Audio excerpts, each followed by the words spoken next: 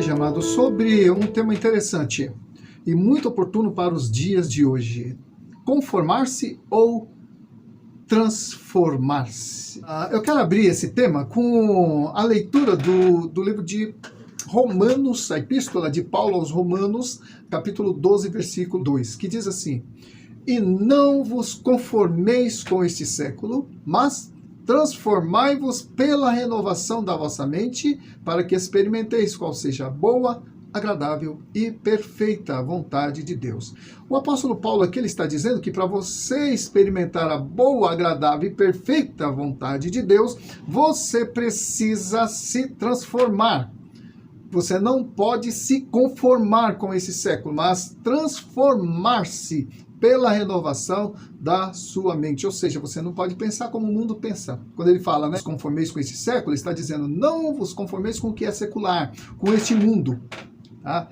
Então, nós temos que estar na contramão dele, no tocante a valores, no tocante a usos e costumes, no tocante a caráter, enfim, nós temos uma regra de fé e prática a qual nós devemos seguir, para que nós possamos experimentar qual seja a boa, perfeita e agradável vontade de Deus. Amém? Bom, você já deve ter percebido que é muito fácil a gente se acostumar com as coisas. Afinal, é mais cômodo ficar na zona de conforto, onde tudo nos é familiar, onde a gente já está adaptado e acostumado, do que arriscar uma mudança de rumo, ou arriscar uma mudança de posicionamento, ou até mesmo uma mudança de hábito, né?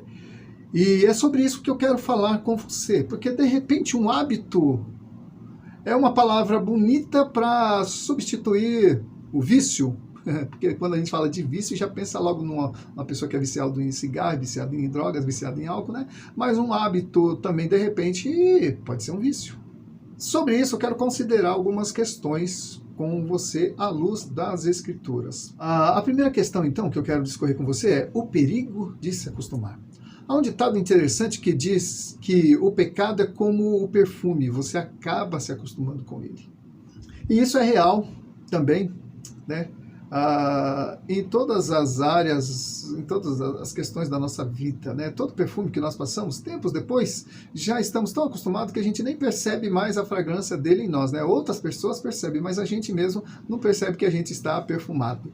E da mesma maneira, nós acostumamos também muito facilmente com as coisas à nossa volta, que de repente elas se tornam tão corriqueiras que a gente já se torna insensível a elas, ou seja, a gente já nem liga tanto. Por exemplo, a pessoa de tanto ouvir palavrão, ela acha normal ouvir palavrão, ou de tanto falar palavrão, acha normal falar, não se tratando de crente, né? Mas tem muita coisa que os cristãos, de tanto ouvirem, eles acabam falando também, eles acabam acostumando a ouvir certas coisas que não são inteiramente verdades, mas acabam reproduzindo aquilo sem refletir no que aquilo quer dizer, né? Existem muitos chavões evangélicos assim que eu discordo, mas a maioria de nós fala e não tem nem base bíblica para aquilo. E às vezes a gente fala de tanto que nós ouvimos falar. E o nosso cérebro, ele entra automaticamente no automático. Olha que redundância, né? O nosso cérebro entra no automático automaticamente, de tanto que a gente ouve. Então nós precisamos estar policiando a nossa mente e estar sempre renovando para que a gente não entre na onda, nos moveres aí da vida, achando que está fazendo certo porque está todo mundo fazendo, né? Eu costumo dizer que o que é certo mesmo que ninguém faça. E o que é errado mesmo que todo mundo faça. Então, o conceito de certo e errado não depende de para que lado está inclinada a maioria. O que é certo e o que é errado, tá certo? Agora, com o pecado, né, que eu falei do perfume, de costumes, mas com o pecado também não é diferente. Quem está habituado a pecar, nem percebe que é uma pessoa má, nem percebe que é pecadora. E muitas vezes até se julga uma pessoa boa. Às vezes a gente se mede por quem é pior do que nós. A gente mede a nossa santidade por alguém inferior. Fulano de tal é adúltero e eu não sou, então estou mais santo, estou mais perto do céu do que ele. Mas eu sou fuxiqueiro e ele não é, né? Eu tenho outros defeitos que ele não tem. Então, por isso que Jesus ele diz, né? Por que você quer tirar o cisco que está no olho do teu irmão, sendo que tem uma trave no teu? Né? Então, e o pecado é assim, amado, a gente acaba acostumando e quando pensa que não, a gente está cometendo sem saber, sem se dar conta de que é pecado, até porque está todo mundo fazendo. A pessoa que está acostumada a pecar, ela vai achar a mentira, né? A pessoa que está acostumada, né, a mentir, ela vai achar que mentira é normal. Ela vai achar que enganar é normal. Faz parte da vida de quem quer se dar bem. Você quer se dar bem na vida? Não tem como se dar bem na vida sem mentir. Uma vez falaram isso para mim, falaram, olha, é impossível viver sem mentir. Aí eu falei, então o diabo ganhou a guerra. Porque se é impossível o crente viver sem mentir, então ele vai estar constantemente usando as ferramentas do diabo para se dar bem na vida, ele vai estar constantemente usando as ferramentas do diabo para poder viver, porque se é impossível viver sem mentir, então o diabo ganhou a guerra. Mas graças a Deus que isso não é verdade. É difícil, mas não impossível, até por causa da nossa condição pecaminosa. Quando a gente peca continuamente, o pecado então ele passa a fazer parte da nossa vida, mesmo nós sendo crentes, lavados e remidos pelo sangue do Cordeiro, e muitas vezes a gente escorrega no vício do pecado. A gente substitui o sentimento de culpa por uma justificativa que a gente só convence a nós mesmos, né?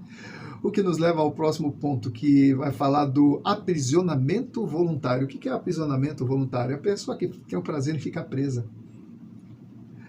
Aprisionamento voluntário. Olha só, quando nós nos acostumamos com algo, seja um pecado ou uma condição, muitas vezes nós não temos o menor interesse em mudar, até porque normalmente nós preferimos ficar onde tudo nos é familiar. Assim, nós ficamos protegidos do desconhecido e do desconforto e do desprazer, principalmente numa cultura em que o importante é ser feliz.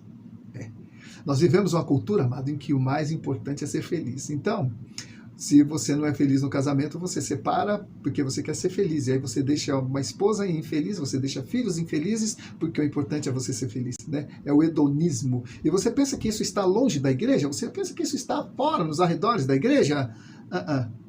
Dentro da igreja também a gente vê. E o mais importante é ser feliz. E a gente entra nessa, né? No hedonismo.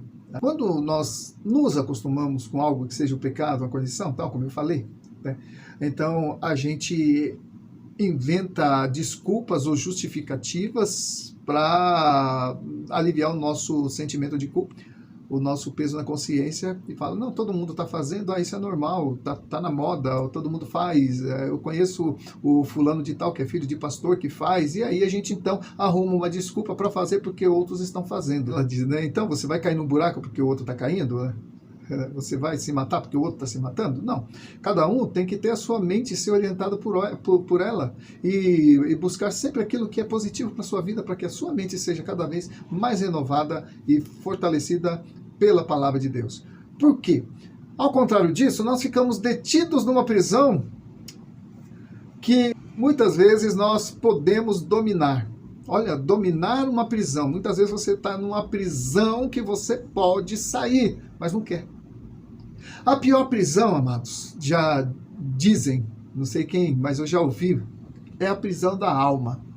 Alma presa, porque uma prisão carcerária, principalmente quando tem hoje as saidinhas, né, a prisão domiciliar e tudo, né, então a pessoa sai, tu cumpre um tempo de pena ali, e mesmo na prisão ela está com a mente livre e tal. Agora uma pessoa presa na sua alma, onde quer que ela esteja, seja em quatro paredes de uma cela, ou seja num parque, ela vai estar presa, né? E essa é a pior prisão, e eu creio que foi dessa prisão, principalmente, que Jesus veio nos libertar. Vou falar dela mais tarde.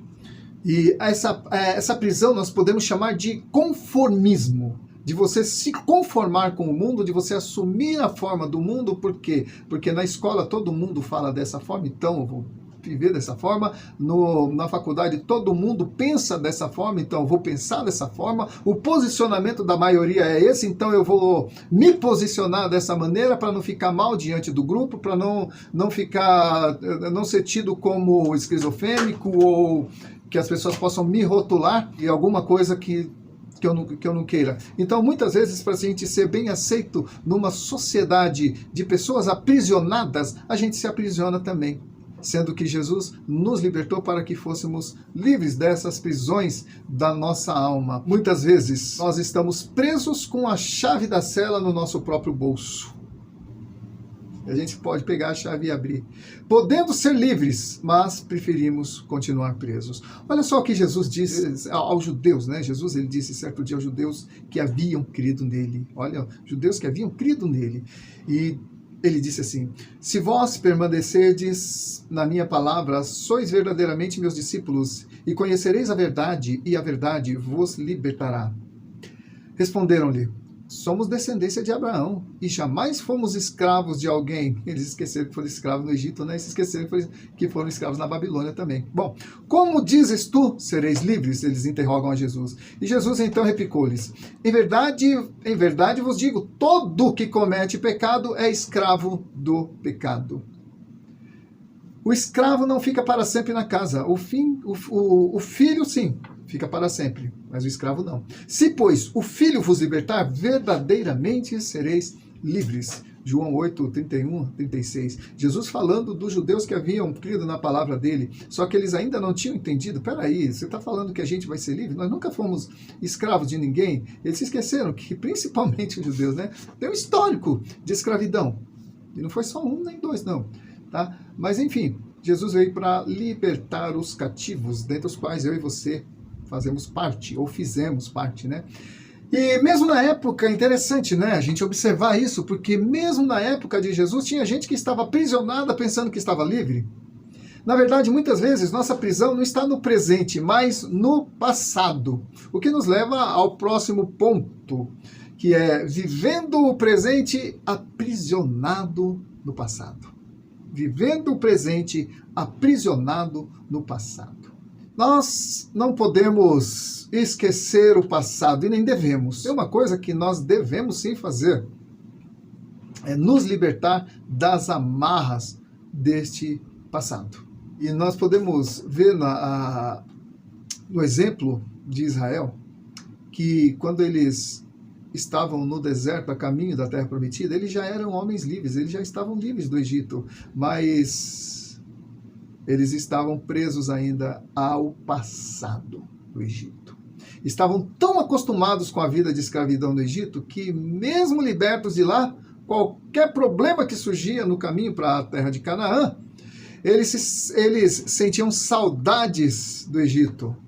Eles lembravam-se das cebolas, dos alhos, dos melões do Egito, né? Eles só não lembravam do preço que pagavam pela comida que comiam. E o preço era a liberdade. Eles se esqueceram disso, esqueceram que estavam condicionados no Egito, presos. E lá no deserto eles estavam livres, mas no coração deles eles estavam presos ainda. Em Números, capítulo 41, versículo 4 e 5, diz assim: e o populacho que estava no meio deles veio a ter grande desejo das comidas dos egípcios, pelo que os filhos de Israel tornaram a chorar e também disseram: quem nos dera comer carne? Lembramo-nos dos peixes que no Egito comíamos de graça, dos pepinos, dos melões, dos alhos silvestres, da cebola, dos alhos, olha só. Eles sentiram saudades daquilo que lhes era familiar, eles sentiram saudades daquilo que os satisfazia, que satisfazia o seu corpo, mas se esqueceram do preço, né? E como eu falei, a liberdade era o preço. Amados, quando nós nos conformamos com o erro, nós perdemos os parâmetros da justiça divina e estabelecemos a lei da vantagem indevida. Quero fazer uma pergunta para você. O que Jesus faria se visitasse a sua igreja hoje, sem avisar? Se de repente você está lá no seu culto, na sua igreja, e Jesus aparecesse por lá, o que ele faria?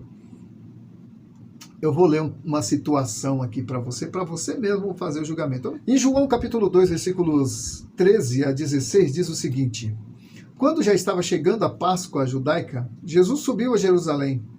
No pátio do templo viu alguns vendendo bois, ovelhas e pombas, e outros assentados diante da mesa trocando dinheiro. Então ele fez um chicote de cordas e expulsou todos do templo, bem como as ovelhas e os bois, espalhou as moedas dos cambistas e virou as mesas. Aos que vendiam pombas, ele disse: tirai daqui essas coisas, parem de fazer da casa de meu pai um mercado. Nossa, essa foi forte, né? Parem de fazer da casa de meu pai, casa de negócios. Mas o que eu quero chamar a atenção, amado, é de quando o pastor, ele faz do ministério uma fonte de lucro. Dizer que ministério pastoral não é profissão, é vocação. Qualquer dia eu te explico a diferença entre os dois. Né? Hoje não dá, porque senão eu vou perder o foco aqui. Mas, querido, se Jesus viesse em algumas igrejas hoje, justamente no momento em que um desses pastores, pregadores de prosperidade a custo zero, acho que Jesus ia ficar indignado, no mínimo ele ia chamar o pastor e falar, olha, não foi por isso que eu morri. Não foi por isso que eu verti meu sangue na cruz do Calvário, para as pessoas ficarem ricas. Eu morri pelo pecado das pessoas, eu não morri pela miséria delas. Porque a miséria é a consequência do pecado.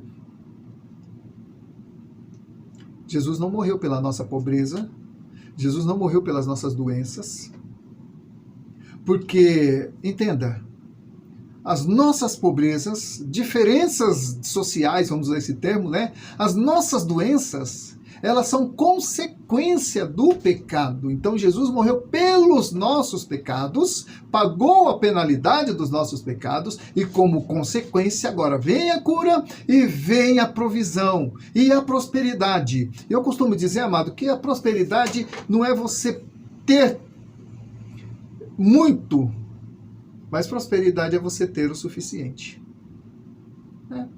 Sabe por quê? Porque até quem tem muito nunca acha que tem o suficiente. Mas quando você julga que já tem o suficiente, então o que você tem dá e sobra e você vai agradecer a Deus. Né? Deus não morreu para te fazer uma pessoa rica. Deus morreu para te fazer filho de Deus. Né? Jesus morreu para te fazer filho de Deus.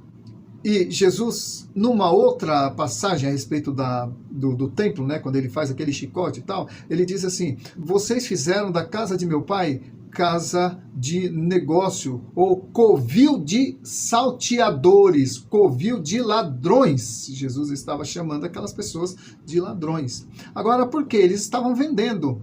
Mas quem vende acima do estipulado é ladrão. Não, mas eu estou vendendo, a pessoa compra se ela quiser. Mas muitas vezes a pessoa forçada pela circunstância a comprar e por conta disso você aumenta o preço mais do que vale, você está roubando. Né? Esse é o meu modo de pensar. E Jesus chamou aquelas pessoas de ladrão. Sabe por quê também, amado? Porque aquela parte do templo em que se fazia esse comércio de pombas, de ovelhas e tudo, aquilo começou a ficar tão comum, né? Aquela parte era destinada à oração pelos gentios. Tanto é que depois os discípulos se lembraram, e está também no livro no Antigo Testamento, eu não me lembro direito a referência, mas que diz assim, a minha casa será chamada casa de oração para todos os povos. Não era só para o judeu. Quando o sumo sacerdote entrava lá no Santo dos Santos, ele fazia expiação pelos pecados da nação. Porém, os hebreus que podiam ter acesso aos átrios do templo ali, numa parte reservada do templo, talvez do lado de fora, era destinado à oração pelos gentios, oração por todos os povos. Então a casa seria chamada casa de oração para todos os povos. Mas aquela parte do templo não estava sendo usada há muito tempo. Quem é que vai orar pelos gentios? Não, então já que não está sendo usado, tem um pátio enorme aqui, vamos fazer um bom uso disso. Vamos fazer um comércio de ovelhas, de cabras, de pombas, para as pessoas virem sacrificar. Elas compram as ovelhas aqui e sacrificam, né? Então fica mais fácil e tal. Ficou tudo mais fácil. Eles facilitaram a vida das pessoas. Mas Jesus reprovou aquilo. Sabe por quê? Eles desvirtuaram o objetivo, o propósito do templo. O templo não é para arrecadar dinheiro. O templo é para fazer sacrifício. Igreja não é empresa. Igreja é lugar de adoração, de sacrifício. Né? Nós precisamos resgatar isso. Eu falei que a mensagem hoje ia ser um pouquinho pesada, mas eu acho que está sendo. Mas eu quero entrar aqui já na fase da conclusão. É o seguinte, quando nós nos acostumamos com a corrupção à nossa volta, nós começamos a achar tudo normal e, de repente, não damos mais a devida importância ao fato de ser pecado. Não damos importância a essas coisas. E o pior é que, sem perceber, acabamos fazendo a mesma coisa, achando que é certo. Afinal, todo mundo faz. Amados, quando a gente começa a desprezar a Bíblia ou a ler a Bíblia de modo incorreto, porque a Bíblia é um livro que deve ser lido sempre, sempre. E não apenas versículos isolados, textos isolados que combinam com a sua teologia, tá? Porque tem gente que já tem uma certa teologia, ele só vai atrás de textos que corroboram com essa teologia. É como descrever um camelo olhando somente para a corcova dele. Vai dizer que o camelo é parecido com uma montanha, uma mini montanha, mas não é, né? Então, para você descrever um camelo, você tem que olhar o camelo todo, e para você ter uma boa teologia, você precisa conhecer a Bíblia toda. Isso é fato, tá? Então, amados, a gente acaba, muitas vezes, acostumando a fazer o que o mundo faz, porque a gente ouve daqui e ouve dali, se esquece de ver o que diz a Bíblia, o que diz as Escrituras a respeito disso. E até pessoas que deveriam pregar as Escrituras, de repente, nem elas mesmas. As pessoas que a gente olha, que a gente tem como referência de fé, de repente a gente vê essas pessoas, esses pastores, esses irmãos, esses diáconos, esses levitas, falando coisas estranhas. Esses dias surgiu um boato aí, surgiu um escândalo, né? Não foi nem boato, porque foi real. Um escândalo com um cantor muito famoso, não vou citar o nome aqui, mas você deve saber, um cantor muito famoso, falando uma tremenda de uma besteira, mano, sobre apologia a racismo nas músicas evangélicas. Um cantor gospel, crente muito famoso, vendeu muitos CDs, enriqueceu-se à custa da igreja e depois cospe no prato que comeu. Bom, Ló, o sobrinho de Abraão, ele viveu tanto tempo no meio dos moradores de Sodoma que se acostumou. O que no início era estranho passou a ser normal para ele e para sua família.